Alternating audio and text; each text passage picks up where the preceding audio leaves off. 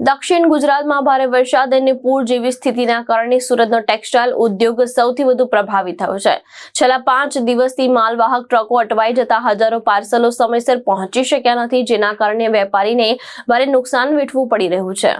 છેલ્લા 5 દિવસમાં મુંબઈ હાઈવે પર અંદાજે 180 થી 200 જેટલી ટ્રકો અટવાઈ ગઈ હતી, જે દક્ષિણ ગુજરાત અને મહારાષ્ટ્ર તરફ માલ સપ્લાય કરવા જઈ રહી હતી, જેના કારણે અંદાજે 60 થી 65 હજાર જેટલા પાર્સલો સમયસર પહોંચ્યા નથી અને વેપારીને મોટું આર્થિક નુકસાન વેઠવું પડી રહ્યું છે। અગાઉ 7 જુલાઈના ખાડીપુર બાદ વેપારીઓ હજુ સંભાળી રહ્યા હતા, ત્યારે ફરી એકવાર વરસાદી આફતે ટેક્સટાઇલ વેપારને અસર પહોંચાડી છે। બીજી વખતના પૂર દરમિયાન રિંગ રોડની ટેક્સટાઇલ માર્કેટ એક દિવસ અને સારોલી વિસ્તારની માર્કેટ 3 દિવસ સુધી પ્રભાવિત રહી હતી। વેપારીઓને થોડી રાહત મળે તે માટે રવિવારના દિવસે પણ ટેક્સટાઇલ માર્કેટ ખુલ્લી રાખવામાં આવી હતી। મારું નામ દિનેશ કટારિયા છે, મેં 4 સ્ટારનો મહામંત્રી છું। દિનેશભાઈ, જે પ્રકારે વરસાદ પડ્યો છે, 2 વખત ખાડીપુર અને વેપારીઓને હાલાકી, કઈ રીતની પરિસ્થિતિ, કેટલું નુકસાન અને કઈ રીતે વેપારીઓ અટવાયા? પહેલું પૂર આવ્યો ત્યાં વખતે કોઈના મગજમાં પણ નહીં હતો। 20 ઇંચ જેટલી વરસાદ પડી। 2 દિવસ તો એ સમજાવવામાં લાગ્યા કે કેવી રીતે આપણે પાણી બહાર કાઢવાનું છે, કેવી રીતે આપણે સાચવાનું છે। આગળના 4-5 દિવસ 6 દિવસ આ કામમાં લોકોના નીકળી ગયા।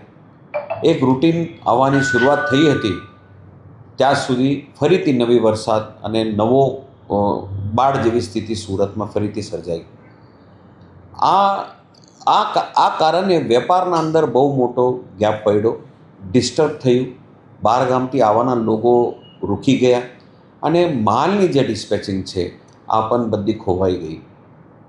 જે માલ અહીંયાથી આ 4 દિવસ પહેલાં પેક કર્યો હતો, આ માલ જે બોમ્બે સાઈડથી થઈને મહારાષ્ટ્ર, MP, તમારે સાઉથ આ સાઈડમાં જે માલ જાય છે, આ બધું માલ બોમ્બે હાઈવેના ઉપર અટકી ગયો।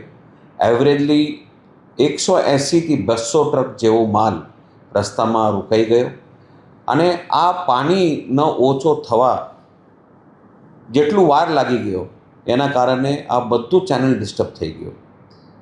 એના કારણે વેપારના અંદર જે નુકસાન છે પહેલાં પણ લાગી ગઈ હતી અને હમણાં પણ આ ડિલે। આ વખતે એક જ સારી વાત થઈ કે માર્કેટોના અંદર કઈ જગ્યા પણ પાણી નથી આવ્યું। આ વખતે કામ સારી રીતે એને મેન્ટેન કરવામાં આવ્યું, એનો બહુ મોટો ફાયદો વેપારીઓને થયો છે।